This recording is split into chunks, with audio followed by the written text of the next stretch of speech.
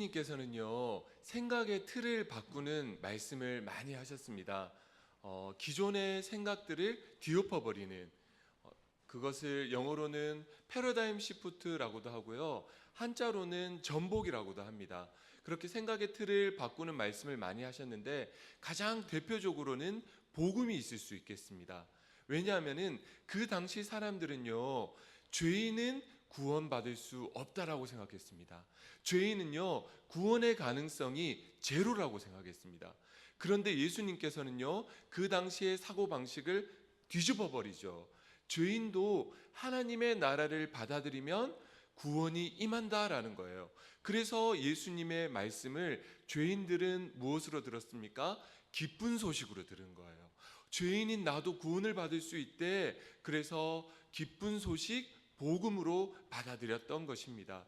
당시 그러나 반대로 종교적 공로가 많은 사람들, 바리새인과 서기관들은 예수님의 메시지가 굉장히 불쾌하고 심지어 기분이 굉장히 나쁘기도 했어요. 왜일까요? 자기가 세운 신앙의 업적들, 공로들을 다 무너뜨리는 그러한 메시지였기 때문에 그렇습니다. 그래서 그들이 결국 예수님을요, 죽을 계획을 세우고 없는 죄를 뒤집어 씌웠잖아요. 유대법으로는 무엇으로 고소를 했나요? 신성 모독죄로, 그리고 로마법으로는요, 사회 소요죄로 빌라도 법정에서 예수님을 기소를 시켜서 재판도 제대로 진행하지 않고 사형 판결을 내려버렸습니다. 이렇게 기존의 생각을 뒤엎어버리는 것은 굉장한 핍박과 압력이 들어온다는 것을 알 수가 있어요. 또 하나 중요한 것은 복입니다. 복. 우리가 무당이나 또 뭐 어떤 점을 치는 사람은 아니다 하더라도 일반적으로 생각해 보면은 전부 다 복에 대해서 어떠한 생각을 가지고 있나요? 부자가 되고 건강하고 사람들에게 존경받고 뭐 이러한 것들을 복이라고 생각하잖아요. 그런데 예수님께서는요, 복에 대해서 또 한 번 생각을 뒤엎어 버리십니다. 그것이 바로 오늘 본문에 나오는 마태복음 5장 1절부터 12절까지 말씀인데요, 우리가 생각하는 복과 또 예수님이 생각하시는 복이 얼마나 차이가 많이 나는지 한번 보시기 바랍니다. 예수님께서 처음에 어떤 사람이 복이 있다라고 하십니까? 심령이 가난한 사람, 마음이 가난한 사람이 복이 있대요. 누가복음 6장 20절에서는요, 그냥 가난한 사람, 돈이 없는 사람이 복이 있다라는 겁니다.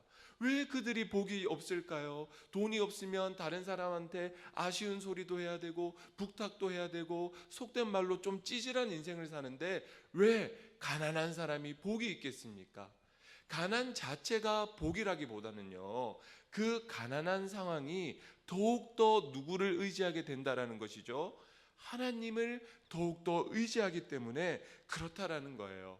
가난 자체는 복이 아니지만 가난하기 때문에 누가 도와줄 수밖에 없습니까? 하나님밖에 나를 도와주실 분이 없는 거예요. 그래서 가난한 사람이 복이 있다라는 겁니다. 그리고 부자와 가난한 자가 있다라고 생각해 보세요. 부자로 살든 가난한 자로 살든 결국 우리는 어떻게 되나요? 죽게 되잖아요. 죽는 순간에 누가 더 괴로울 것 같습니까? 부자가 죽는 순간에 더 괴롭습니다. 그 많은 재물들 얼마나 놓고 가기 아깝겠어요. 그러니까 죽을 때도 부자가 더 괴롭다라는 거예요. 가난한 사람, 심령이 가난한 사람은 세상에 의지할 것이 없기 때문에, 주님만이 나의 도우심이기 때문에 가난한 자가 복이 있다라는 거예요. 얼마나 우리가 생각하는 복과 예수님이 말씀하시는 복의 차이가 확 여기서부터 나죠. 우리는 부자가 되길 원하잖아요. 남한테 아쉬운 소리 안 하고 떵떵거리며 살기를 원하잖아요. 그거를 목표로 새벽마다 기도하잖아요. 그런데 예수님께서는 가난한 자가, 심령이 가난하고 실질적으로 가난한 자가 복이 있다라고 우리의 생각을 뒤엎어 버리세요. 그리고 애통하는 자가 복이 있대요. 애통하는 것은 마음이 억울한 자입니다. 억울하면 어때요? 밤에 잠을 못 자죠. 이불킥을 하면서 억울해, 이런 상태인데 왜 잠 못 자고 억울한 이 상태가 복이 될까요? 그것은요, 세상에서 내 억울함을 해결을 못 받았다라는 거예요. 그렇기 때문에 또 누구만을 의지하게 됩니까? 하나님만을 의지하게 되고 내 억울한 마음, 억울한 심령은 주님만이 해결해 줄 수밖에 없다라는 맥락에서 애통하는 자도 복이 있다라는 것이죠. 주님만이 그 억울함을 채워줄 수 있다라는 거예요. 이렇게 주님 앞에 간절히 의지하는 상태가 복이 있다라는 겁니다. 제가 군대에서 수색 훈련을 하다가 목이 엄청나게 말랐어요. 그래서 우리 분대원들의 수통을 제가 다 수거해서 수색 중대에 들어가서 취사장에 들어갔더니 물을 어디다 보관했는가 하면 욕조에다가 보관했어요. 사람들이 목욕탕 들어가는 그 욕조에다가 물을 찰랑찰랑 이렇게 모아놨더라고요. 저 혼자만 갔거든요. 그래서 딱 수통을 담기 전에 제가 목이 먼저 마르니까 진짜 바가지가 이만했어요. 이거를 한 번에 떠서요, 한 번에 다 마셔버렸습니다. 믿으세요? 믿습니까? 여기서 믿습니까 하니까 좀 웃기네요. 정말로 한 번에 다 마셔버렸어요.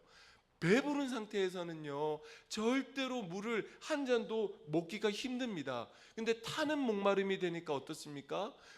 이만한 물을 한 번에 다 마셔버리고, 그것도 너무나 맛있게, 그 물맛을요 20년이 지나도 아직도 잊을 수가 없어요.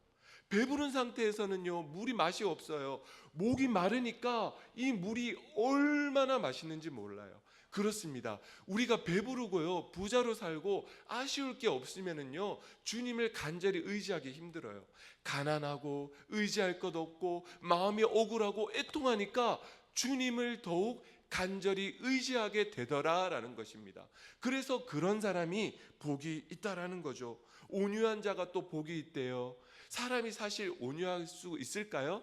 사람의 기질이 많잖아요. 다혈적인 기질도 있고 또 우울적인 기질도 있고 여러 기질이 있지만은 표현은 다 각자 다르겠지만 마음속에는 전부 다 피가 끓는 마음이 있어요. 애들을 보세요. 애들 막 울고 떼쓰잖아요. 우리 어른은 이제 예의가 있으니까 그렇게 안 할 뿐이지 아이가 보통 우리의 모습이라고 보면 돼요. 그렇게 작은 일에도 열받고 속상하고 화나고 그 아이는 감추지 않잖아요. 우리 어른은 감추지만 아이는 그냥 그대로 겉과 속이 같잖아요. 드러내는 거예요. 그 드러내는 걸 보면 얼마나 쉽게 화내고 열받고 짜증내고 그게 바로 우리의 모습이거든요. 그런데 어떻게 온유할 수가 있을까요? 우리가 인내하고 참는다고 해서 온유해지는 것이 아니라 모든 원수, 내 미래, 나의 일을 다 하나님께 맡겼기 때문에 온유해질 수가 있는 것입니다. 이렇게 주님께 맡긴 자, 모든 원수, 나의 미래, 나의 모든 일을 주님께 맡겼기 때문에 내가 참고 온유해 줄 수가 있다라는 거예요. 그래서 온유한 자가 복이 있다. 의에 줄이고 목말라 하는 자가 또 복이 있다라고 합니다. 여기서 말하는 복은요 다 구원의 복을 말하는 거예요. 구원의 복을요. 하나님 나라를 갈망하는 자, 그런 사람이 복이 있다라는 거예요. 예수님이 다시 오시는 것을 뭐라고 하죠? 재림이라고 하잖아요. 제가 예를 들어서 저는 가난한 사람이지만 제가 만약에 부자라고 해보세요. 부자의 기준이 뭘까요? 부자가 전부 다 상대적이긴 하지만 뭐 서울 강남 기준으로 해서 부자라고 하면 현금이 한 50억 정도 있으면은 부자라고 하더라고요. 강남 기준으로 현금 뭐 이렇게 부동산 이런 거 빼고 현금으로 내가 쓰고 뺄 수 있는 현금이 한 50억 정도 있으면 부자라고 하는데 제가 부자예요. 그리고 차도 지바겐을 타고 다니고 페라리도 있어요. 벤틀리도 있어요. 집이 50평대예요. 아니면 100평대예요. 거기에 리모델링도 싹 했고요. 가구도 엄청 좋은 걸로 다 갖다 놨어요. 자, 근데 예수님이 오늘 밤에 오신대요. 마라나타 주 예수여 오시옵소서 할 수 있을까요? 오시긴 오시지만 좀 천천히 오셨으면 좋겠다. 그러지 않겠습니까? 그게 솔직한 인간의 심정이라고요. 그런데 지금 제가요 아파 죽겠다고 생각해 보세요. 아파 죽겠어요. 막 1분 1초도 견디기 힘들고 가난하고 빚 독촉 전화가 10분마다 한 번씩 와요. 빚 갚으셔야죠. 그렇게 가난하고 아프고 괴로우면 예수님이 재림하신다고 해보세요. 어떻게 될까요? 마라나타 주 예수여 어서 오시옵소서 이렇게 된다니까요. 그 사람이 믿음이 좋아서 그렇게 되는 게 아니라 그 상황이 그렇게 된다라니까요.